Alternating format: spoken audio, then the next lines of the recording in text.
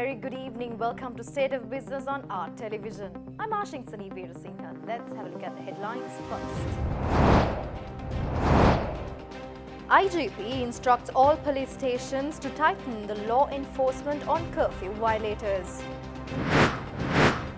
Grace period for VAT payments granted until April 30th. News in detail.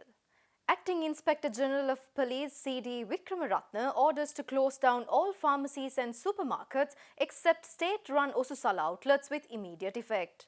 Police headquarters made this announcement today as some people misuse the opportunity given for the genuine cases to rush to a nearby pharmacy and purchase the urgent medicines. The police added that although supermarkets were permitted to deliver essential food items to the houses of consumers, certain supermarkets and grocery stores had sold goods to consumers. Thus, the acting IGP has instructed all police stations to shut down all such supermarkets and groceries effective immediately. Moreover, all officers in charge of police stations have been directed to close down all pharmacies, excluding Rajya Osusala outlets, with immediate effect. Nevertheless, pharmacies are allowed to deliver medicine to homes. For this purpose, the Ministry of Health has identified pharmacies island-wide, and the list can be accessed from www.health.gov.lk website. Thus, payments can be made online or in cash on delivery, and a fair amount will be charged for transport. In order to purchase the drugs, you have to send a recently obtained prescription via WhatsApp, Viber or Imo to the selected pharmacy, and the pharmacy will deliver drugs within 24 hours. If you want to gain further information on this service in English or Sinhala mediums, you can dial 0720-720-720 and dial 0720-606-060 to get information in Tamil medium.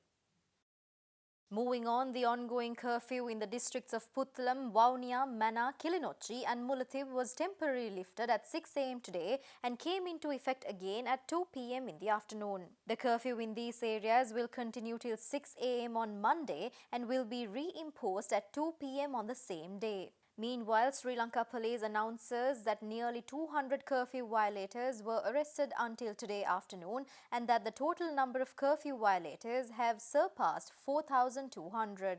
Subsequently, the Inspector General of Police has directed all officers in charge of police stations to strictly enforce the laws pertaining to police curfew, since there is a rise in curfew violators in the country.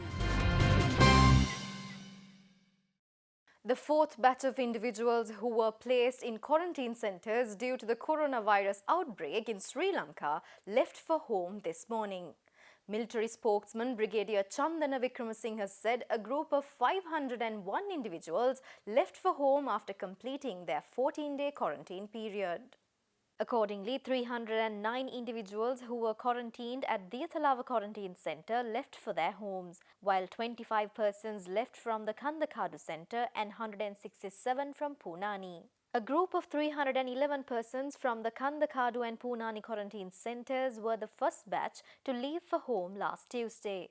The second batch, consisting of 144 persons from the Kandakadu Quarantine Centre, left last Wednesday, proving the success of the quarantine process in Sri Lanka. Meanwhile, the Tri-Forces also assisted the third batch of 223 individuals from the Kandakadu, Poonani and Miyankulam centres had left for home yesterday. Military spokesman Brigadier Chandana Wickramasinghe further requested the public to practice social distancing for the betterment of the society and the country. He also added that it is the personal responsibility of all citizens of the country to safeguard and minimize the spread of the coronavirus in Sri Lanka. We came to Sri Lanka.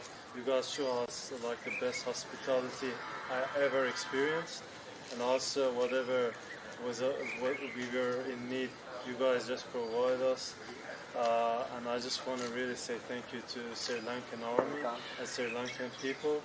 I really got impressed, me, my friends, and all of our team. So it was a great experience for me.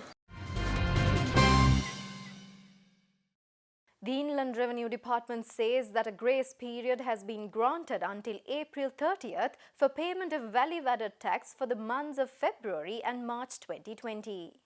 Issuing a statement, the Commissioner General of Inland Revenue Department stated that as per the directions issued by the Presidential Secretariat on last Monday, the taxpayers are informed on a series of concessions at the face of the coronavirus, thus making the VAT payment including VAT on financial services for the month of February, which was due on March 20th, and the payment for the month of March, which is due on April 20th, have been extended until April 30th.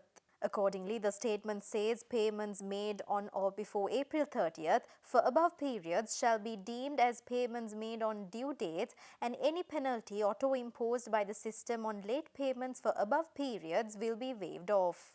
In addition, taking into account of the prevailing situation in the country, all VAT-registered persons are informed on followings. Validity of the extension letters which will be expired before April 30th issued with regard to credit vouchers due against the VAT deferred under deferment facility have been extended by 1 month from the respective expiring date. If any temporary VAT registration is issued and if period of validity expires prior to April 30th, as per the certificate, the validity period has been extended till April 30th, 2020. In terms of the provisions of the VAT Act, VAT return for the month of February is required to submit on or before March 31st. E-filing facility is available through IRD portal or e-services to submit the VAT return for above period on the due date. However, those who could not file the VAT return through e-services or manually, they are allowed to submit the return until April 30th. Stay tuned for more news after this short break.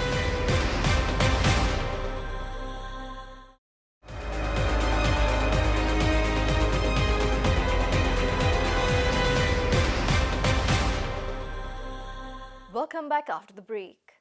The Ministry of Foreign Relations, together with the Information and Communication Technology Agency of Sri Lanka, creates an online portal called Contact Sri Lanka for the benefit of overseas Sri Lankans. This portal was launched yesterday at the Ministry of Foreign Relations. Accordingly, the web link is hosted on the Ministry web page www.mfa.gov.lk and also can be accessed at www.contactsrilanka.mfa.gov.lk. Establishment of the portal is pursuant to the call made by President Gotabaya Rajapaksa for coordinated efforts by all government stakeholders to fight the COVID-19 outbreak and to harness digital technology to prompt faster and more efficient service delivery. All the Sri Lankans living abroad are invited to register voluntarily on the platform's basic functionalities, allowing the government of Sri Lanka to reach out and provide assistance during emergencies such as the COVID-19 outbreak. The open access platform would also facilitate overseas Sri Lankans to interact between government stakeholders, promoting greater access to the government services through a single centralized point at the Ministry of Foreign Relations. This portal will also connect overseas Sri Lankans with the network of Sri Lanka missions abroad. In the long term, the portal will be expanded and is expected to serve as an official source of information and facilitate overseas Sri Lankans in obtaining a wider range of digital services offered by the government. Registration by country will also allow the ministry to propose concrete policy decisions in critical response situations such as evacuation, etc., depending on the number of emergency assistance requests generated. Ministry of Health informs that the Voice of America building located in Iranavilla in Puttalam district will be transformed into a hospital, treating the patients suspected to have contacted novel coronavirus in a bid to facilitate the increasing number of COVID-19 patients in the country. Sri Lanka currently has 18 hospitals to treat COVID-19 patients, but most of the patients are primarily treated at the Infectious Diseases Hospital in Angoda. A hospital treating COVID-19 patients are being built in Iranavilla considering the rising number of coronavirus cases in the country and with the parallel need to meet the requirements. Accordingly, the new hospital at Iranavilla will accommodate 50 individuals along with a 20-bed intensive care unit. Director General of Health Services Dr. Anil Jasinghe added that this is not a quarantine center and that only the patient who have contacted the virus will be admitted to this hospital. Moreover, it is also highlighted that this hospital will be considered as national center at the face of another similar bio threat in the coming years.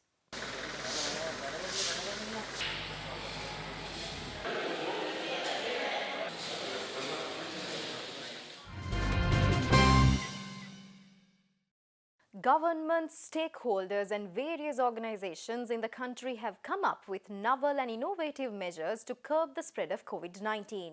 At this juncture, the Sri Lanka Navy has developed a full-body disinfection chamber to prevent and control the spread of new coronavirus. In the backdrop where the World Health Organization has announced new coronavirus as pandemic, the Sri Lanka Navy is conducting various programs for the control of the virus in public places as well as in the private sector by the directives of Commander of the Navy, Vice Admiral Pial de Silva. The Navy's initiatives have been focused to strengthen the joint mechanism implemented by the government to fight this virus. Going a further step ahead, the Eastern Naval Command and the Western Naval Command have been able to make disinfection chambers so that people can be sterilized for the deadly virus. Depending on the prevailing situation in the country, naval personnel are engaged in essential services outside the naval bases, and it is essential that they are being sterilized on their return to work, maintaining a hygienic environment in the camp, which is mandatory to maintain the healthy human resource of the Navy in this testing time. And that's all the news for today. We now have a short message from a child on reminding us all about our responsibilities in overcoming COVID-19. Hey guys, my name is Aya. I'm 3 years old.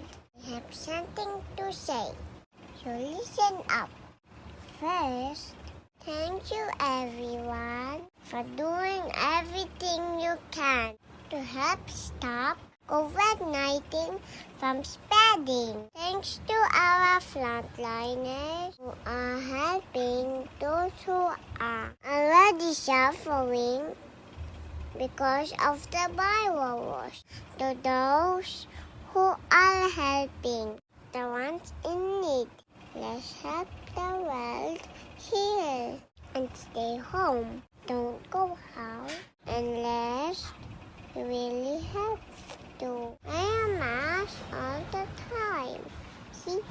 Always wash your hands. Don't hold alcohol. It's not good.